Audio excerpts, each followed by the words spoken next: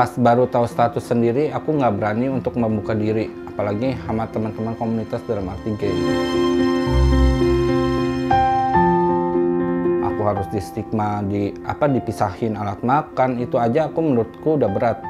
Aku cuma butuh ngadu yang jadi tiap gereja aku ngadu, nangis.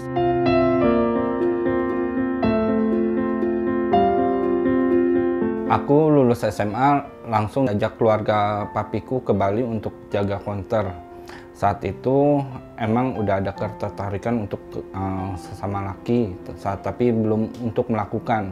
Saat saya di Bali itu kerja di konter, tetangga ada yang dibilang keluargaku dia tuh gay. Nah, atau di keluargaku senangnya manggil dia homo.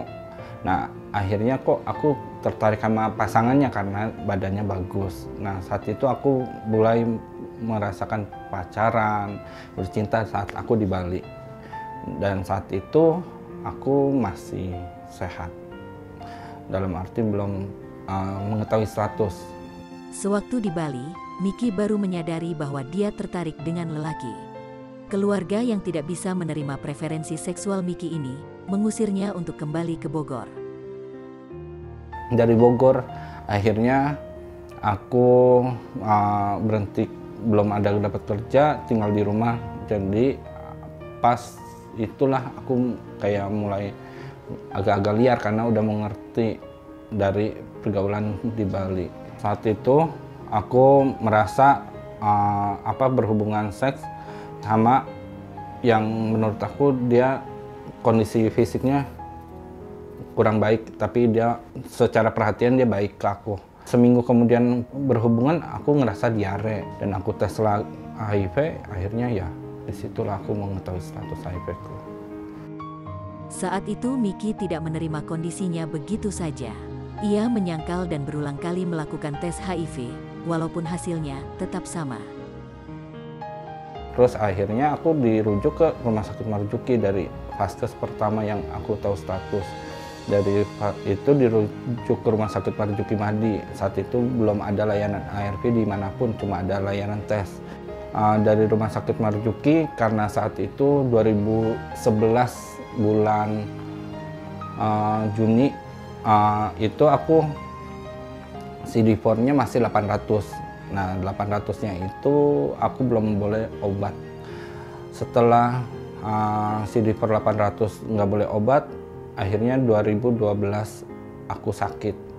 Lebih parah lagi dalam arti ada jamur, keluar herpes. Nah, saat itu pas masuk rumah sakit, diare akut sih saat itu. Yang pas udah masuk rumah sakit, akhirnya aku dicek CD4-nya 89.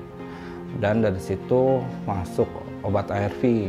Keluarga mami pada tahu saat aku di rumah sakit. Jadi dokter menyarankan aku untuk open status, untuk ke keluarga inti. Akhirnya aku memberanikan diri untuk open, dan keluarga aku juga udah tadinya nggak seperti sekarang. Dulu tuh mereka sampai alat makan, sendok piring, sampai kamar yang tadinya saya tertutup di dalam kamar, akhirnya saya disuruh tidur di ruang tamu karena terpapar cahaya matahari langsung sama udara sirkulasinya bagus. Aku udah coba mengedukasi juga, karena kan dapat ilmu dari rumah sakit. Setelah ngambil obat, aku coba terapkan di rumah. Aku kasih tahu, ternyata menularnya melalui hubungan seksual, beresiko berganti-ganti pasangan dan jarum suntik. Miki merupakan penganut Katolik yang taat.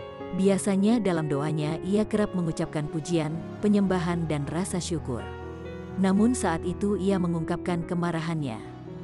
Jadi kan dulu aku aktif di dalam pelayanan gereja. Saat aku tahu status, bukannya aku menutup diri, tapi mereka tuh kayak udah punya pandangan jelek ke aku. Bahwa kamu tuh perilakunya seperti ini, kamu tuh suka mabok-mabokan sama laki-laki. Nah, orang gereja tuh taunya karena mungkin kita lingkungan gereja tuh deket ya, jadi bertetangga, dia kenal, ya mungkin ada dari satu mulut ke mulut lain, dia bencong, dia gay gitu. Nah, dari situ aku mulai menutup diri sih pelayanan saat itu, apalagi pas tahu status HIV-ku, langsung aku untuk namanya pelayanan enggak, tapi gereja tetap. hanya untuk dalam doa saya menyalahkan diri, mungkin aku menyalahkan Tuhan, Tuhan kenapa aku kayak gini. Tapi ya itu prosesnya karena dunia nyatanya itu lebih berat. Aku harus distigma, dipisahin alat makan, itu aja aku menurutku udah berat. Aku cuma butuh ngadu yang jadi tiap gereja aku ngadu, nangis sampai selesai. Misa juga aku emang sempetin waktu untuk berdoa. Aku berani terbuka itu setelah aku beberapa kali ikut edukasi seperti pertemuan sebaya, KDS. Nah, ternyata gua tuh nggak sendiri, bener nggak sendiri, bukan kata dokter lu tuh nggak sendiri, cuma jargon aja. Ternyata pas ketemu teman-teman sama ODIF ya, aku bilang ya kamu nggak sendiri. Sebenarnya hanya pikiran pendekku aja sih, merasa dunia ini menstigma diriku, padahal mereka tuh sudah mengerti, udah tahu ya sebenarnya sih mau menerima. Emang sih prosesnya sakit, terkadang harus merasa dikucilkan, tetapi ya nggak ada yang hasil instan menurutku sih. Kadang aku berpikir itu orang mereka nggak kenapa-napa. Sekarang pun aku gereja, aku pelayanan, ya paling ditanya, kok lu nggak pernah ikut lagi sih? Aduh sibuk kerja, itu benar alasan. Tapi kalau sebelum-sebelumnya aku takut, aku nggak ngerti namanya ada LSM untuk penanggulangan HIV ya. 2015 itu aku dikasih gabung sama Kelima. Saat itu yayasan itu kasih support terus. Kesini-sini pas aku itu udah akhirnya cobalah tertarik, melamarlah di yayasan pertama itu 2016 di PK. Karir Miki di ranah HIV dan AIDS terus bergulir. Usai mengabdikan diri di PK, Miki melanjutkan karir sebagai petugas lapangan dan CBS Plus, yaitu pendampingan untuk teman-teman ODIF, khususnya komunitas LSL di Yayasan Pesona Jakarta. Miki juga mendirikan Yayasan Pesona Bumi Pasundan, sebuah lembaga swadaya masyarakat yang bergerak dalam isu kesehatan dan hak asasi manusia. Aku beberapa kali mendampingi teman-teman komunitas di rumah sakit yang ditelantarkan keluarga, yang dibuang dari lingkungan kontrakannya, kosannya.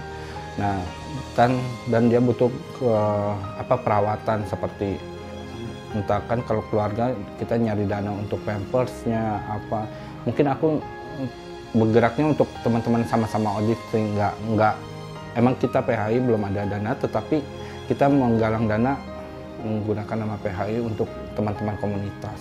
Kalau Positif Harapan Indonesia, aku di situ aktif sebagai ketua saat ini. Mungkin saat ini kita baru melakukan pendataan lagi anggota yang lama dan yang aktif.